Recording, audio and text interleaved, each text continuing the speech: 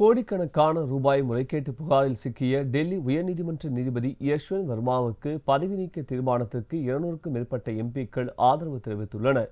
டெல்லி உயர்நீதிமன்ற நீதிபதி யஷ்வந்த் வர்மா வீட்டில் கணக்கில் வராத கோடிக்கணக்கான ரூபாய் கண்டுபிடிக்கப்பட்டதைத் தொடர்ந்து அவர் மீது முறைகேடு குற்றச்சாட்டுகள் முன்வைக்கப்பட்டன.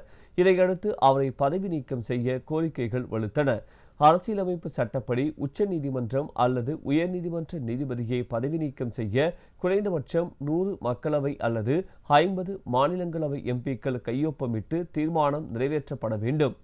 இந்நிலையில் நீதிபதி யஷ்வந்த் வர்மாவுக்கு எதிரான தீர்மானத்திற்கு பிஜேபி, காங்கிரஸ், தெலுங்கு தேசம், ஐக்கிய ஜனதாதளம், சிபிஎம் உட்பட கட்சி எல்லைகளை கடந்து உறுப்பினர்களின் ஆதரவு பெருகியது. இன்று நீதிபதி யஷ்வந்த் வர்மாவிற்கு எதிராக மக்களவை சபாநாயகர் ஓம் பிர்லாவிடம் 152 எம்பிக்கள் கையெழுத்திட்ட குறிப்பாணை சமர்ப்பிக்கப்பட்டது. இந்த தீர்மானத்திற்கு மாநிலங்களவையில் 50க்கும் மேற்பட்ட உறுப்பினர்கள் ஆதரவு தெரிவித்துள்ளதாக அவைத்தலைவர் ஜெக்தீப் தங்கர் தெரிவித்துள்ளார். இதைத் தொடர்ந்து நீதிபதி யஷ்வந்த் வர்மாவிற்கு எதிராக தீர்மானம் கொண்டுவர நடவடிக்கை எடுக்கப்பட்டுள்ளது.